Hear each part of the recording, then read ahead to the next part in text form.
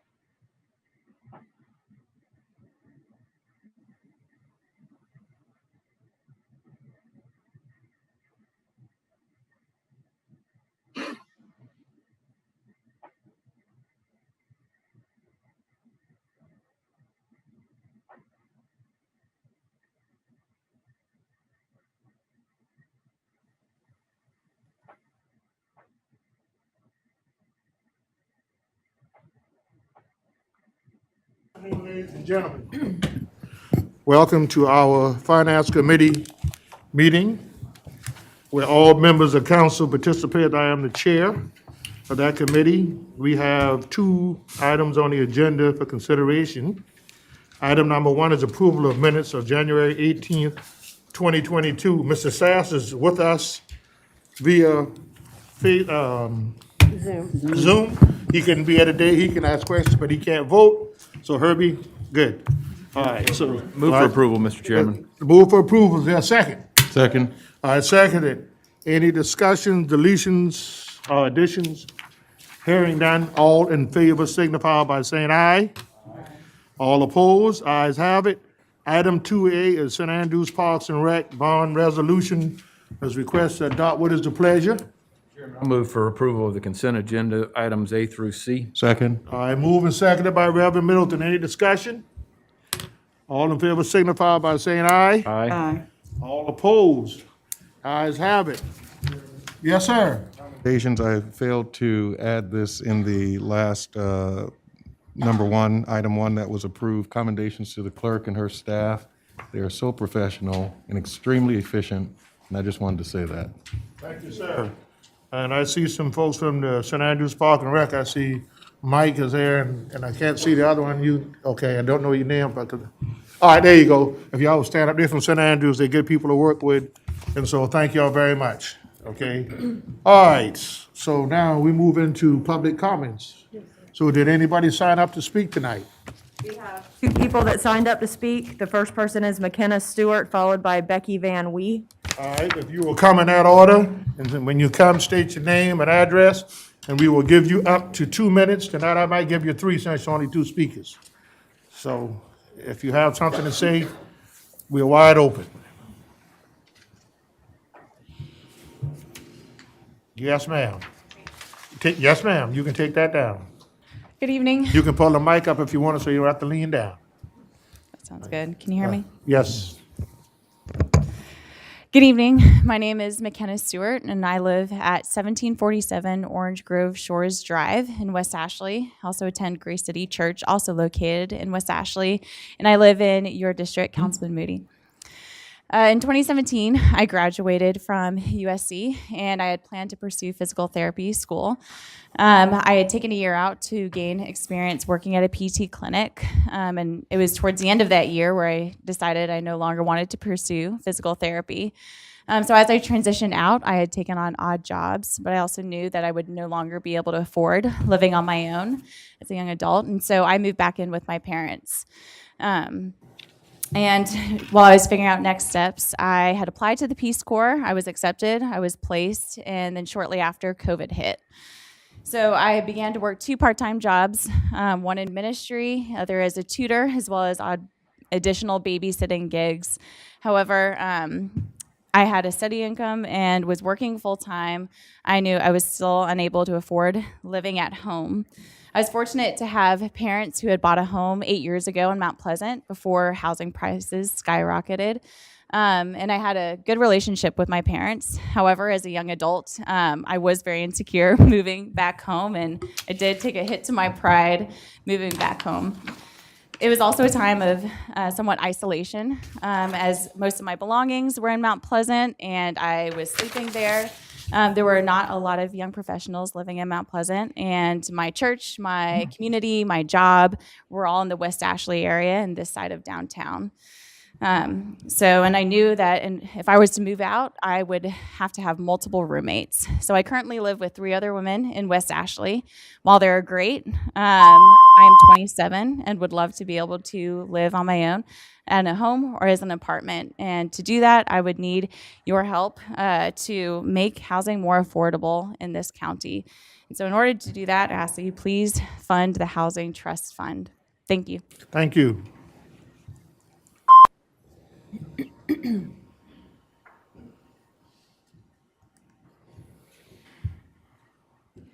Good evening. My name is Becky Van Wee. I live at 270 North Shellmore Boulevard in Mount Pleasant, and I'm a member of Circular Congregational Church.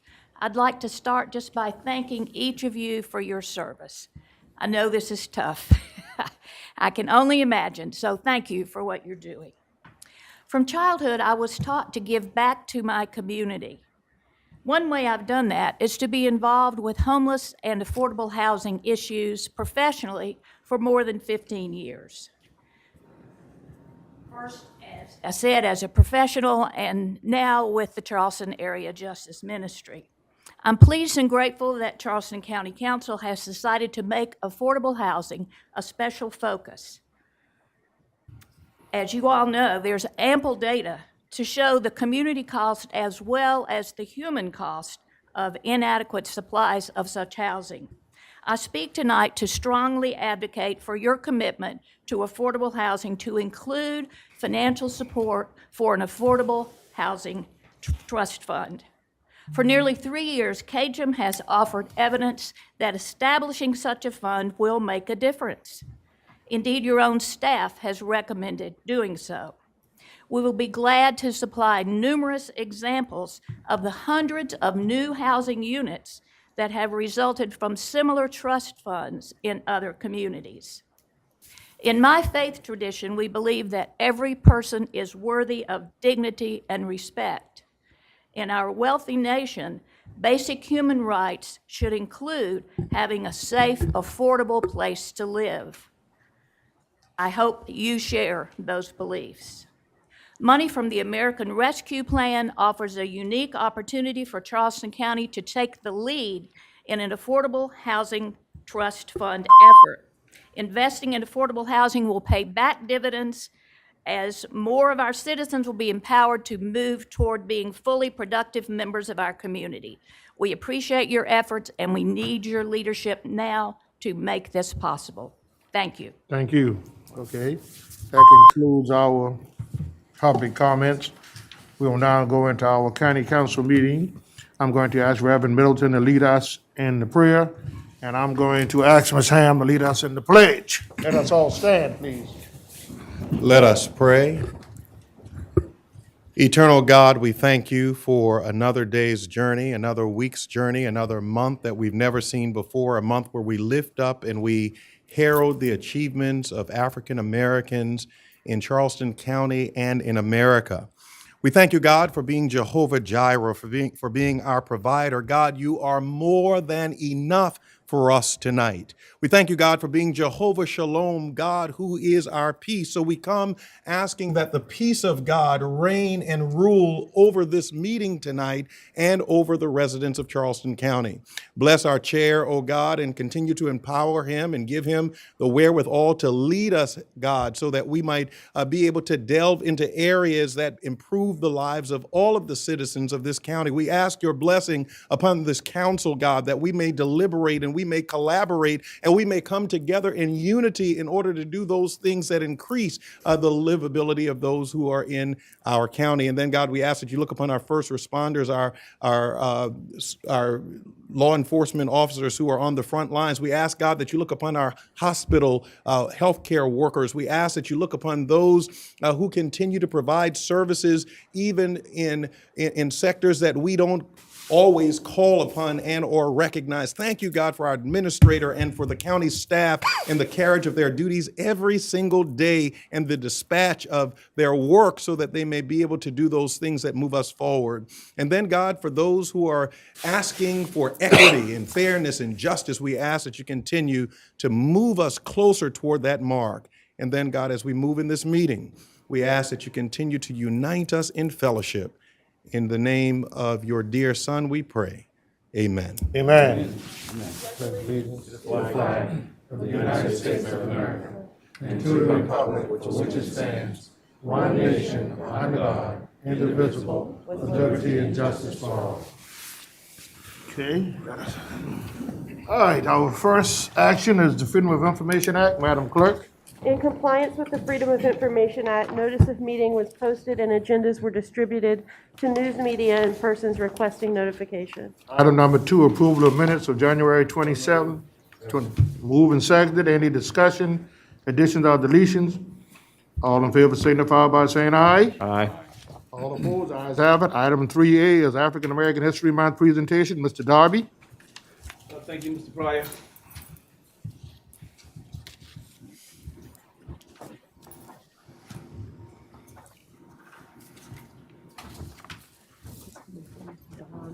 In honor of African American History Month, I'd like to shed some light on, as the topic describes, whites who made sacrifices in defense of black rights during the Civil Rights Movement.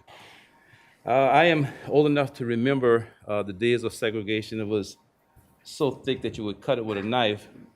I recall when I was 12 years old, my mother was taking me to the doctor, and of course you could see the sign on the left says white, and on the right it says colored. For whatever reason, I broke away from my mother, and I opened the door to the white side, and my mother realized what could have happened. To appease the white, she almost pulled my arm out of socket, and her exact words were, "Boy, what's wrong with you? Are you crazy? You know you're not supposed to go in there." Those were the days, but that pales in comparison to what people have gone through. And too often in African-American history, we don't remember those whites who made it possible, to help make it possible for African-Americans to be where we are today. And this may be the first. I've never taken this up in college. I've never known any class to concentrate simply on those who were white who made the sacrifices. And this is not to marginalize those African Americans who lost their lives, but the fact that just to give focus on a group of people who are not recorded in the history books. This is perhaps one of the greatest human beings who ever lived, Mohandas K. Gandhi. You must be the change you wish to see in the world. This young lady right here, very brave, and this young man, very brave. This is John Mulholland and Mr. Fankhauser. To be 19, and the rules are segregation is the law of the land, and this young lady had the courage to do what she did. Let me get up this for a minute. I can exit. Yes, thank you. Oh, here it is.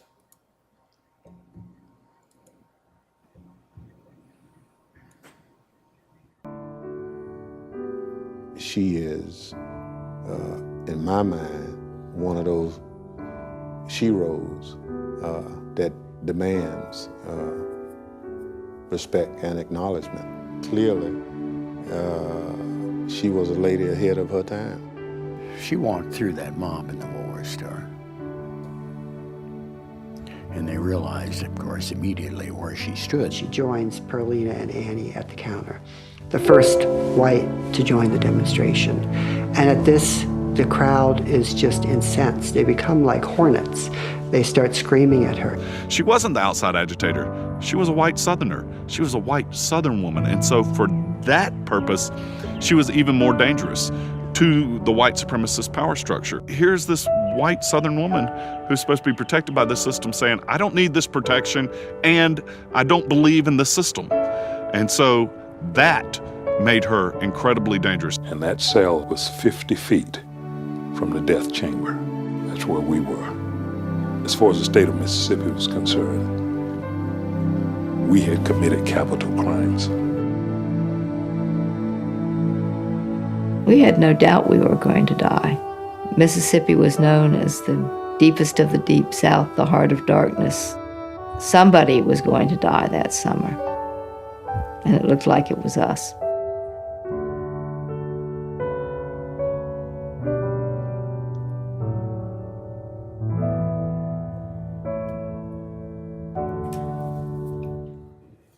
And now, Mr. Fankhauser. Democratic headquarters urgently needs you to sign this petition. I was frightened, and I was frightened for my life when I was there. This is Mr. Fankhauser. But the people that have the real courage are the young black people from the South who took part in the Freedom Rides. Activism steeped in danger. Now at 5:30, how a white Ohio freedom rider helped and learned from the civil rights movement in the 1960s. David Fankhauser was just 19 when he boarded a plane in Cincinnati and traveled south to join the civil rights movement. The Freedom Riders were challenging the refusal of southern states to enforce a Supreme Court ruling that desegregated public buses. And Fankhauser will tell his story tonight at an Anderson Township church, but reporter Lucy May had a chance to speak exclusively with him at his own home. Angry mobs firebombed a bus carrying freedom riders and beat some of the activists, just 10 days before David Fankhauser answered the call to be part of the movement.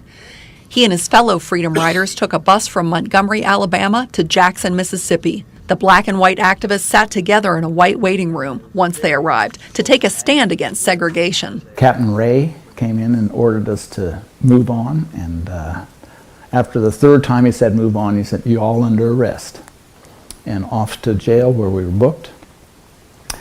David Myers and I, who were both from Central State, were the first white freedom riders to be arrested and refuse bail. Fankhauser and his fellow freedom riders spent more than 40 days locked up, first in the Jackson City jail and later at a state penitentiary.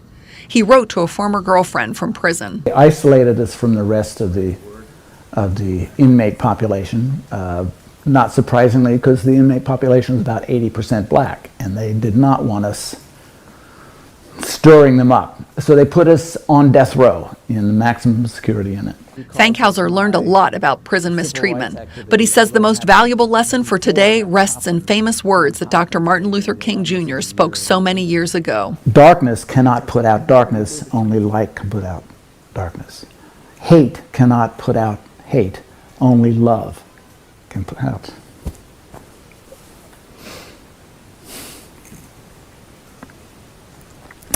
And I think that lesson is one that we desperately need today, when the coin of the realm seems to be hate and anger, and we have to, that will not lead to a peaceful society, to harmony.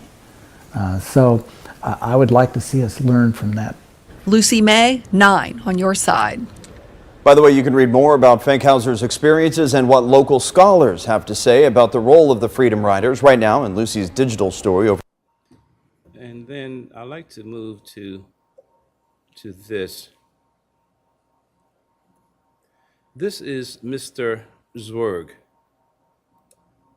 And I want you to really listen to his story. And this young man here, along with Congressman John Lewis, who died recently. And I am going to beg your indulgence for about 5 minutes, please. Extremely brave in what he did. I was from Wisconsin. My hometown was lily white and all the way through high school. I never had a classmate of color, of any minority. I went to Nashville as a result of experiences in college with a black roommate and seeing the prejudice that he encountered, and wondered how I would react if I was the minority. And our college had this exchange program with Fisk, so I applied for it and was accepted.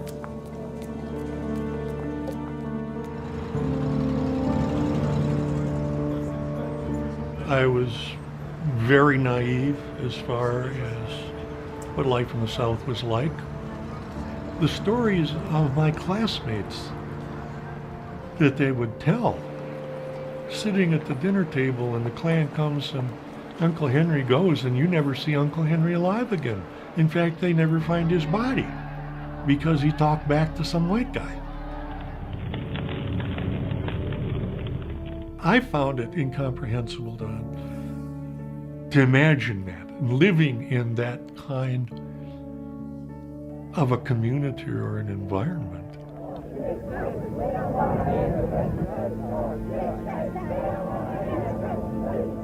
It was very obvious to me that segregation was wrong. I had been raised in the church. My parents had taught me right from wrong, and man, what I was seeing was wrong, and I wanted to do something. Tuesday, May 16th, 1961. We held 2 meetings today. The first was at 6 this morning, the second from 7 to 1 tonight. After much discussion, we decided to continue the Freedom Ride. I didn't feel that a letter was enough, so I called my folks. I was kind of looking at it as not being any different from telling my parents I'm going off to war. You know, be proud of me. I'm trying to make a better country. And I was really hoping, you know, we love you, son. God go with you. And I didn't get that. I basically got, you're killing your dad. That was my mother's last comment to me. You killed your father, and she hung up. And that was very hard to take.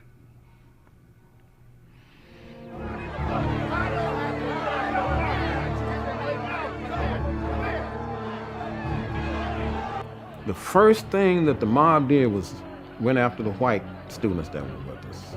Kill the niggers and the nigger lovers. Jim Swerve really took an awful whipping.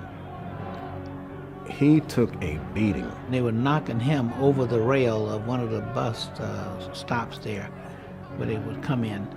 And they would pick him up, stand him up, and knock him over the rail again, pick him up, knock him down.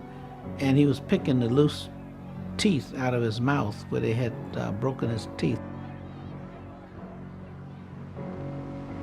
We're dedicated to this. We'll take hitting, we'll take beating. We're willing to accept death. But we're going to keep coming until we can ride from anywhere in the South to any place else in the South without anybody making any comments, just as American citizens. You cannot have people that use violence think that if they become violent enough, you're going to fold. Well, there are things worth dying for. We were going to continue the ride, wherever it took us. Because I got beat up, that's a bump in the road. If I'd been physically fit, I would have gone with them.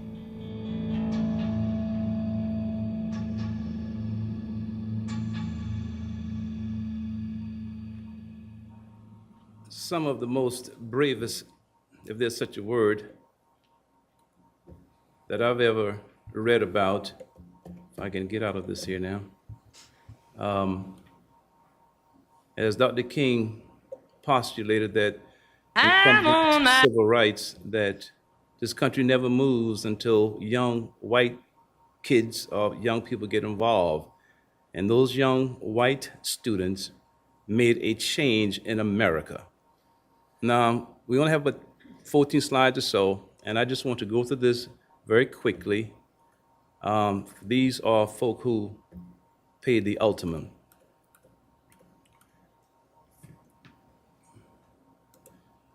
And please pardon my reading to you, because in grad school we were taught, don't read PowerPoint presentation because people know how to read.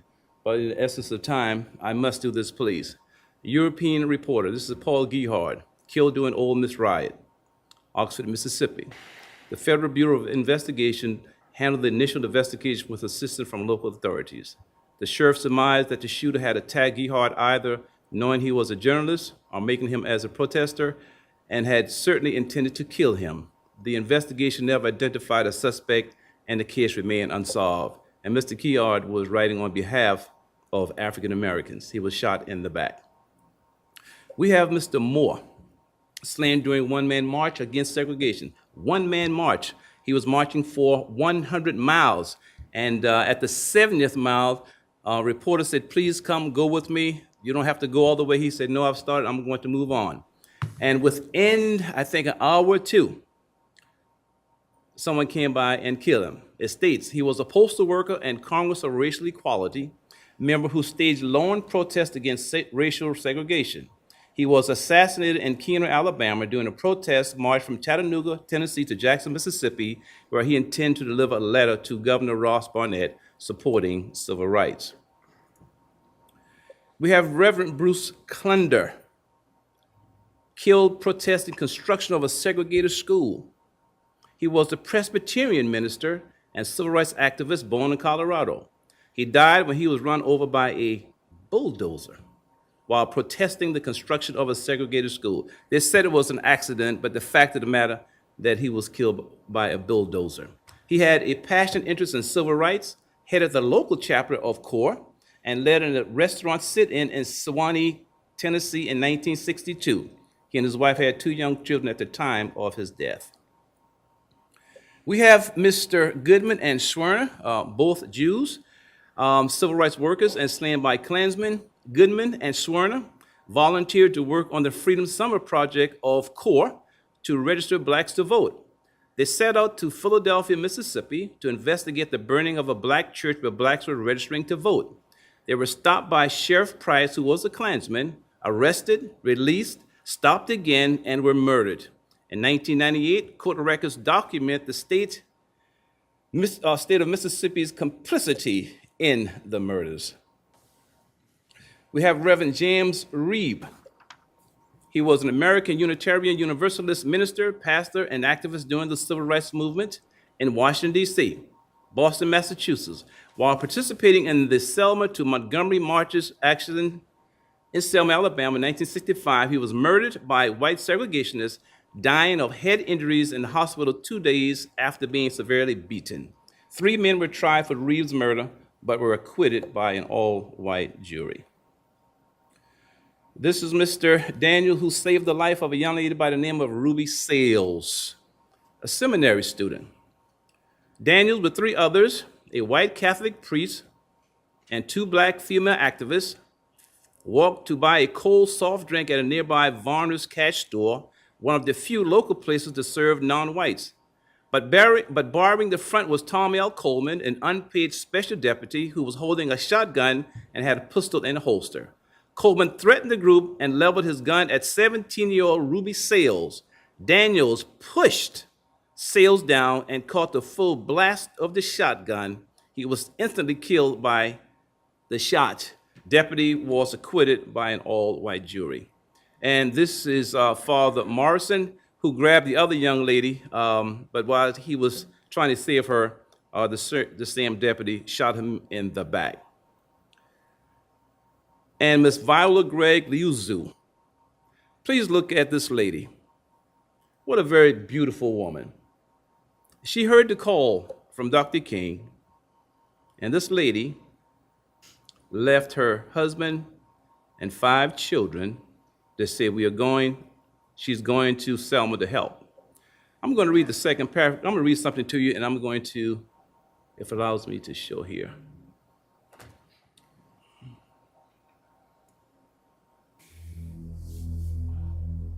It is not coming up. Yes, I think you would need to see this. Is very short. Get back here. Where is this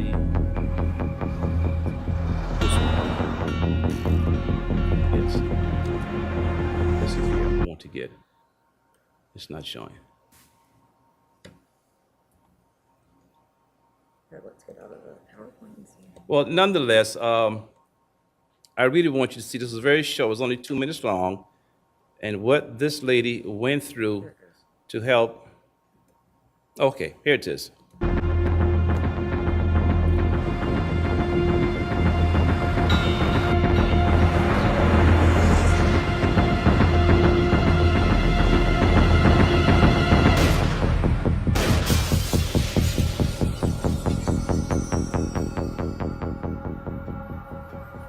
Her name was Viola Lyouzo, a teamster's wife and mother of 5.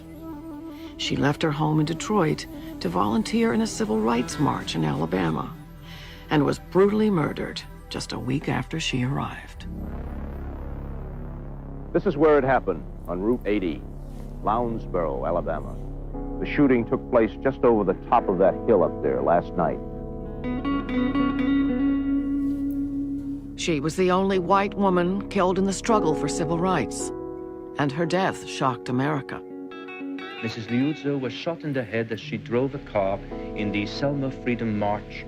With her in the front seat of that car was a young co-worker, Leroy Moulton. Viola and Leroy were shuttling marchers from Montgomery back to Selma. It's a white female and a black male. I mean, that's a deadly combination. Her funeral was attended by dignitaries and loved ones. her death reveals there are many white persons of goodwill who are so committed to the cause of justice and human dignity that they are willing to pay the supreme price as a result of their standing up. But the recognition vanished all too quickly.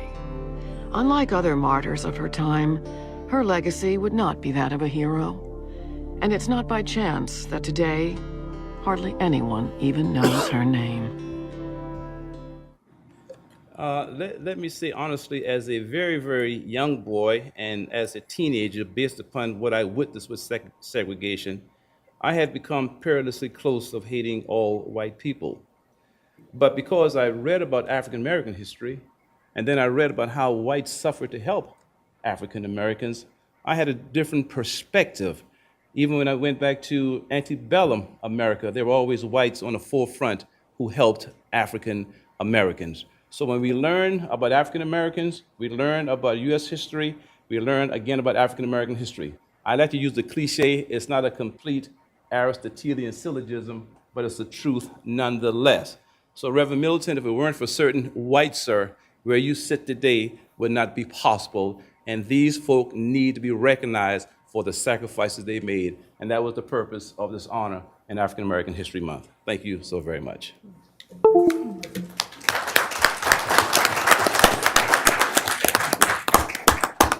Thank you, Mr. Darby. Great as always. Thank you, sir. I see why you chose history as your major. All right, item 3B is Knights of Columbus 900 Community Awards recognition, Don Skinner. Joe, could you come forward to the mic right there?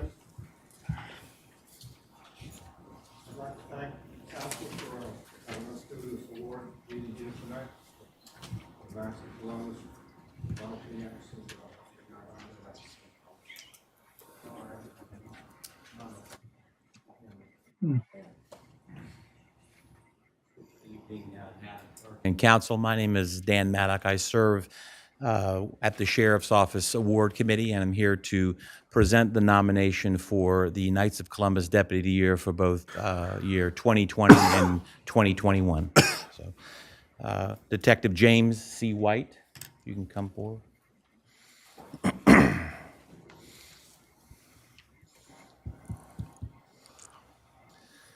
As a member of the DEA Task Force in 2020, Detective James C. White of the Charleston County Sheriff's Office and his canine partner Bostic seized over 50 kilograms of combined methamphetamine, heroin, fentanyl, and cocaine, along with 187 pounds of marijuana and over $530,000 in cash. He pursued leads that prompted the arrests of high-level drug traffickers, disrupted the flow of illegal narcotics in Charleston County. Detective White has also built relationships with law enforcement in Florida, Texas, Washington State, Georgia, North Carolina, Colorado, and California, slowing the money and drugs transported between these states. His work ethic and tenacity for intercepting narcotics has made our community a safer place.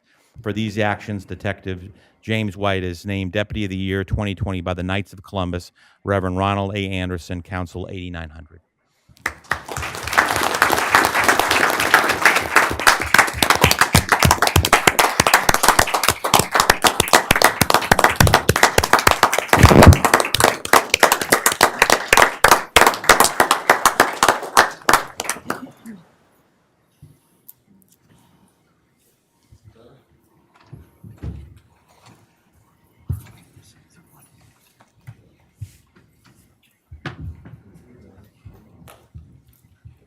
I'm going to ask that question because she hasn't been at this conference since we voted on that name game.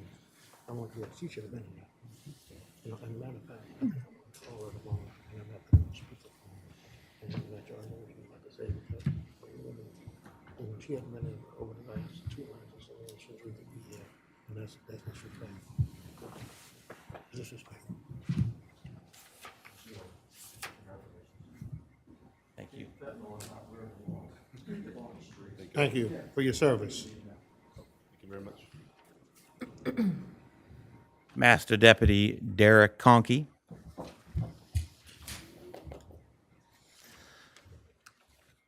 On February 19, 2021, Master Deputy Derek Conkey of the Charleston County Sheriff's Office was off duty in his personal vehicle when he saw a van go off the road and plunge into a pond in the Nexton community. Master Deputy stopped and noticed that the driver was dazed from the impact and the vehicle was quickly sinking in the pond. Himself a dive team member, Master Deputy Conkey jumped into the cold water as the driver panicked. Master Deputy Conkey calmed the woman down enough so she could open the window, allowing him to pull the victim out of her vehicle and help her to swim to shore. Master Deputy Conkey took the woman to his vehicle where she was able to get warm, and he notified 911 and then called the driver's husband and tended to her until help arrived. For quick action that helped save a life that day, Master Deputy Derek Conkey is named the Deputy of the Year 2021 by the Knights of Columbus, Reverend Ronald A. Anderson, Council 8900.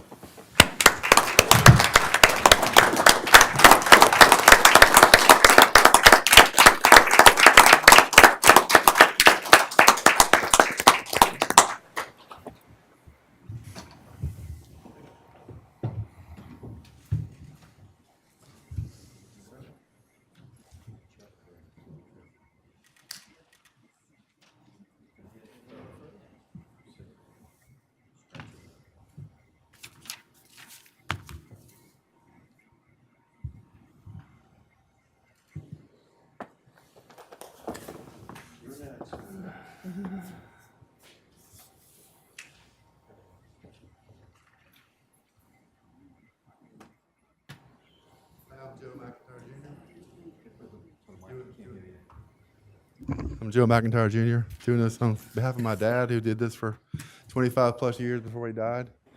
And he's a member of the Council 8900. I'm here to award the EMT of the Year for 2020, Brandon Darby.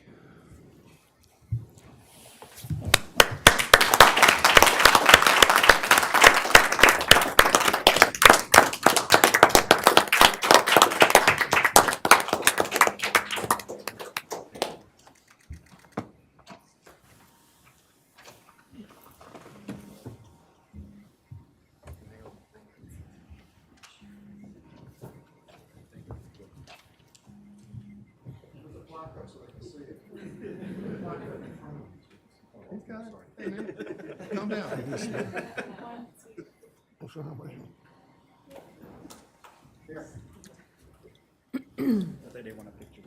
Okay.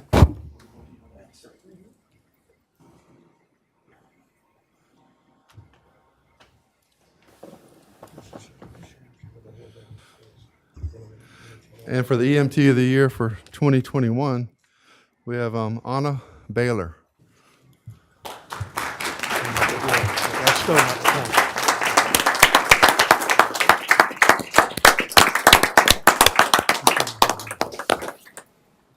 At least call us. She don't care. She can go out party.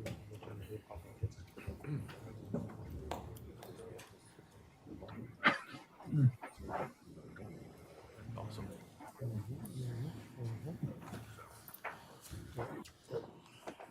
Eric's here. Abrams is here. Thank you, County Council. Thank y'all so much for your time, your service, and your dedication. And we really appreciate what y'all do for this community and this county. Thank you so much. Okay, we'll allow them to leave.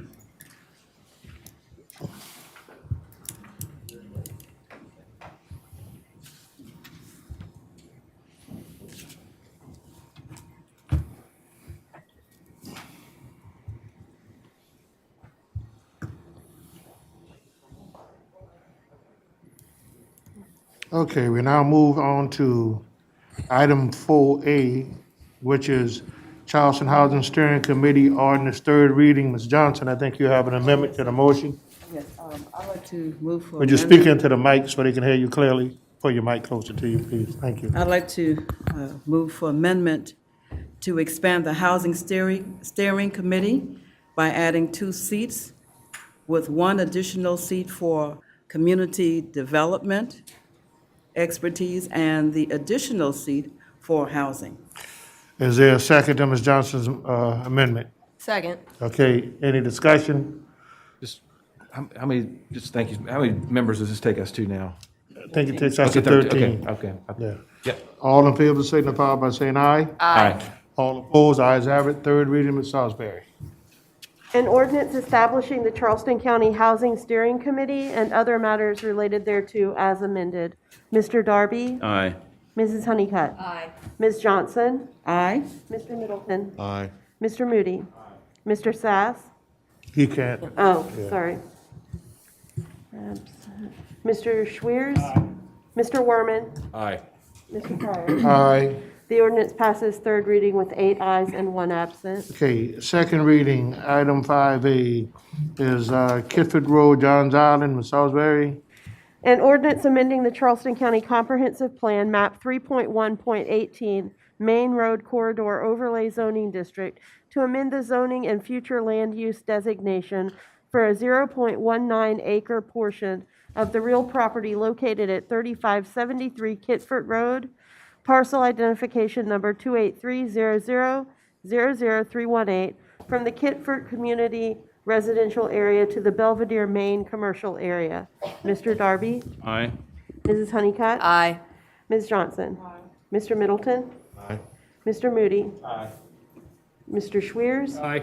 Mr. Werman? Mr. Pryor? Aye. Ordinance passes second reading with 8 ayes and 1 absent. Item 5B, Ward Law. An ordinance rezoning the real properties located at 0 Bears Bluff Road, parcel identification numbers 13300000056 and 13300000086, from the Agricultural Residential AGR Zoning District to the Agricultural Preservation 15 AG 15 Zoning District. Mr. Darby? Aye. Mrs. Honeycutt? Aye. Ms. Johnson? Mr. Middleton? Aye. Mr. Moody? Aye. Mr. Schwiers? Aye. Mr. Werman? Aye. Mr. Pryor? Aye. The ordinance passes second reading with 8 ayes and 1 absent. Item 5C, Financial Incentives for Project Normandy. I have one more ordinance on that one. Oh, you got one Yes, more? sir. Okay. An ordinance rezoning the real properties located at 06673, 6681, 6697, and 6707 Bears Bluff Road, parcel identification numbers 13300000054, 044064, and 043, from the Agricultural Residential AGR Zoning District to the Agricultural Preservation 15 AG 15 Zoning District. Mr. Darby? Aye. Mrs. Honeycutt? Aye. Ms. Johnson? Aye. Mr. Middleton? Aye. Mr. Moody? Aye. Mr. Schwiers? Aye. Mr. Werman? Mr. Pryor? Aye. The ordinance passes second reading with 8 ayes and 1 absent. Now we go to 5C, Financial Incentives for Project Normandy. An ordinance authorizing the execution and delivery of a fee in lieu of tax agreement by and between Charleston County and an industry currently known to the county as Project Normandy, whereby Charleston County will enter into a fee in lieu of taxes arrangement with Project Normandy, providing for payment by Project Normandy of certain fees in lieu of ad valorem taxes, providing for certain special source revenue or infrastructure credits, providing for the allocation of fee in lieu of taxes paid by Project Normandy under the agreement for establishment of multi-county industrial business park and other matters relating thereto. Mr. Darby? Aye. Mrs. Honeycutt? Aye. Ms. Johnson? Aye. Mr. Middleton? Mr. Moody? Aye. Mr. Schwiers? Aye. Mr. Werman? Mr. Pryor? Aye. The ordinance passes second reading with 8 ayes and 1 absent. And finally, 5D, CPW, Utility Easement for Social Service Hub. An ordinance approving and authorizing the grant of a utility easement to the Commissioners of Public Works of the City of Charleston, South Carolina, on portions of county properties identified as tax map parcel numbers 469060004, 46906000101, 102, 103, and 46906000107, located at the intersection of Rivers Avenue and McMillan Avenue, North Charleston, South Carolina. Mr. Darby? Aye. Mrs. Honeycutt? Aye. Ms. Johnson? Mr. Middleton? Aye. Mr. Moody? Aye. Mr. Schwiers? Aye. Mr. Werman? Aye. Mr. Pryor. Aye. The ordinance passes second reading with 8 ayes and 1 absent, and I need to go back and read. There were 2 on the first zoning case as well. An ordinance amending the Charleston County Zoning and Land Development Regulations Ordinance number 1202 as amended, Chapter 5, Overlay and Special Purpose Zoning Districts, to change the zoning designation for a .19 acre portion of property located at 3573 Kitford Road, parcel identification number 28300000318, in the Main Road Corridor Overlay Zoning District from Kitford Community Residential KCR area to Belvedere Main Commercial BMC area. Mr. Darby? Aye. Mrs. Honeycutt? Aye. Ms. Johnson? Aye. Mr. Middleton? Aye. Mr. Moody? Aye. Mr. Schwiers? Aye. Mr. Werman? Aye. Mr. Pryor? Aye. The ordinance passes second reading with 8 ayes and 1 absent. Okay, 6, that's A, B, and C. What is Move the for pleasure? committee recommendation. Second. Seconded by Items. Reverend Middleton. Any discussion? All in favor signify by saying aye. Aye. All opposed? Ayes have it. That completes the agenda. We now move to council comments. Mr. Werman, to my left. Thank you, Mr. Chairman. I don't have much tonight. I would certainly thank Councilman Darby for his presentation and for, being obviously a great educator, both of his students and of us. And, also great commendations and thanks to the many folks who were recognized tonight from our sheriff's office and from the EMTs for their service and obviously very exemplary service from what we've heard. So, thank you, Mr. Chairman. Thank you. Mr. Moody? Thank you, Mr. Chairman. Well said, Mr. Werman. 2 quick things. I want to thank the folks from the St. Andrews Parks and Playgrounds for being here tonight. The fitness center and the facilities on Playground Road are used by tons of people and kids in West Ashley, and it's always catch up, and thank you for what you're doing over there. It's great facilities. Second, I just wanted to lift up the families of West Ashley that live in the Palms Apartments. Just a terrible tragedy over there, and thank God no lives were lost. Our public safety, first responders were there to make sure that didn't happen. We've got people that are in need of housing and clothing, and the residents of this county, and specifically West Ashley, just made me proud to be from West Ashley, the way they rally around these families. And so we just need to keep these folks in our thoughts and prayers and do what we can to help them. Thank you, Mr. Chairman. Thank you, Mr. Moody. Ms. Johnson? Yes, sir. Thank you. Mr. Speak into Darby? your mic for us, Ms. Johnson.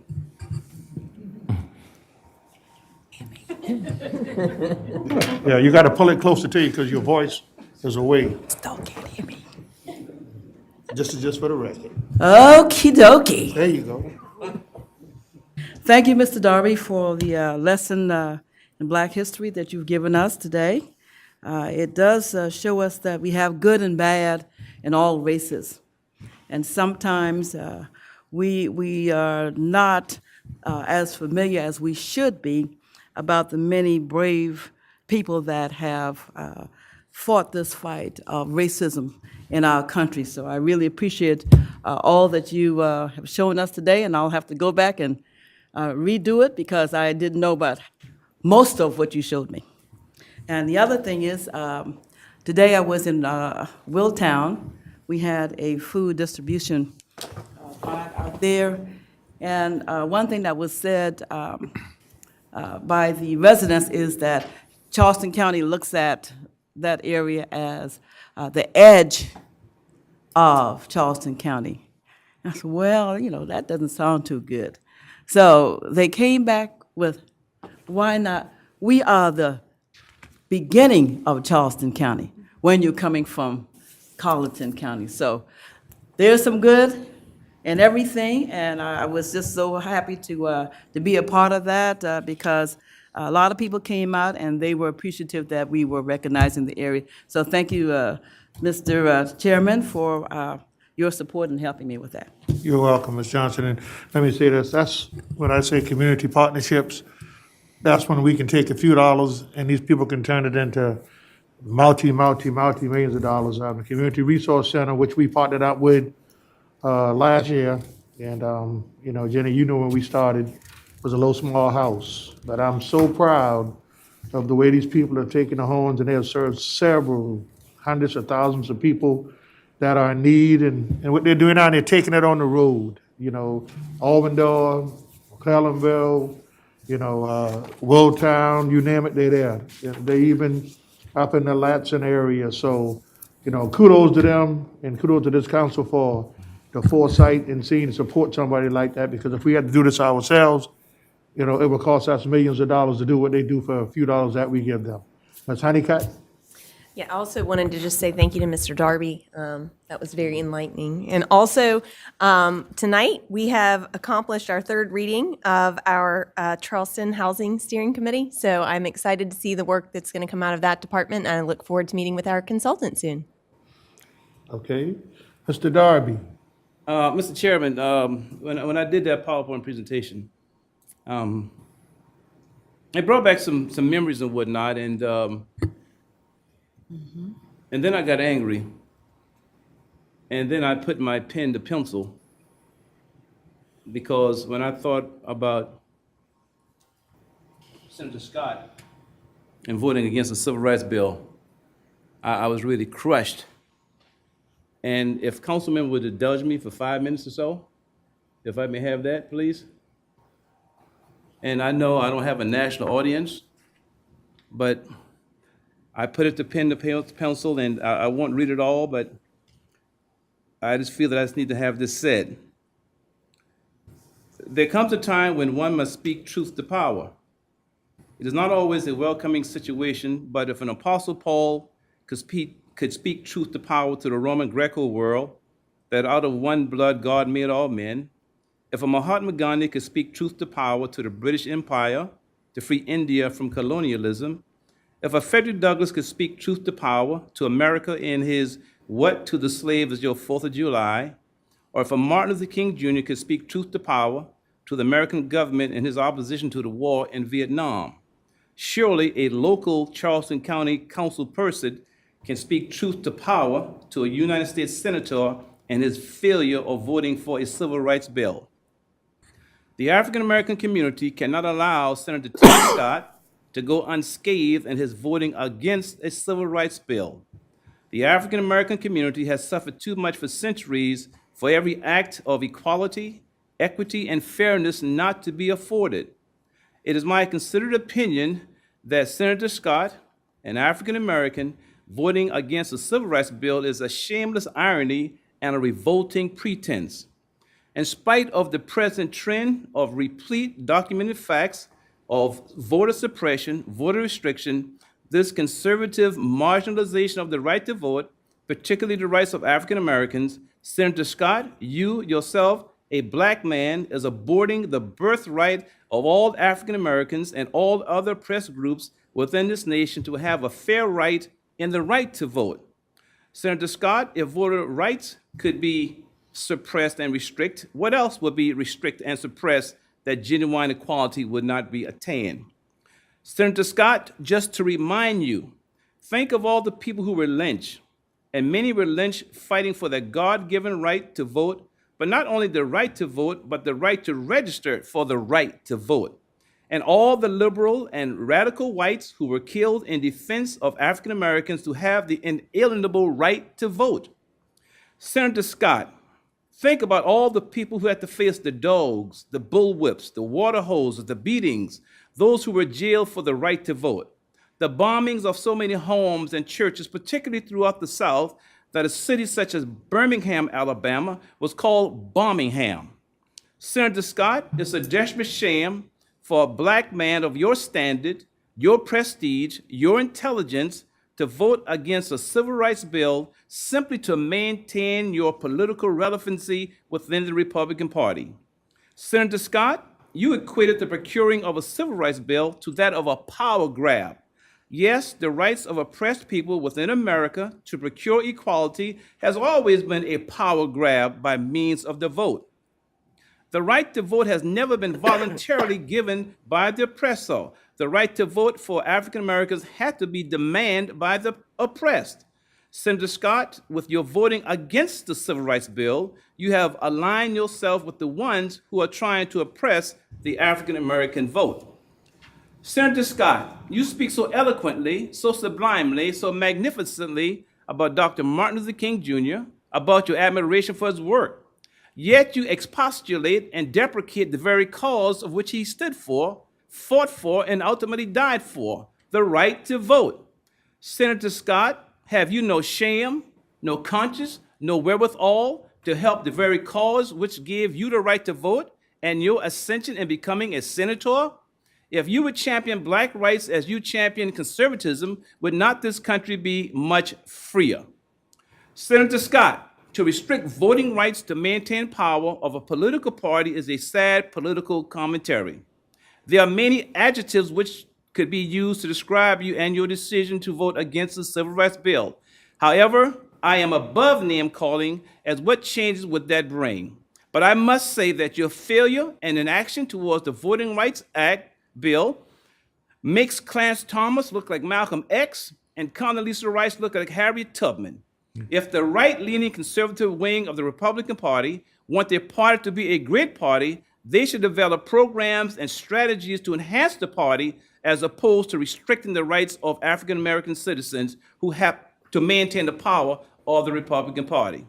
Senator Scott, as a reminder, in your senatorial position, you are treading through the blood of the slaughtered, from Denmark Vesey to John Brown, from Medgar Evers to Dr. King, the blood which was shed on the Edmund Pettus Bridge, and the lives of thousands of blacks and those liberal and radical whites who lost their lives, that you, Senator Scott, would have the socio-economic political rights and benefits of which you now thoroughly enjoy.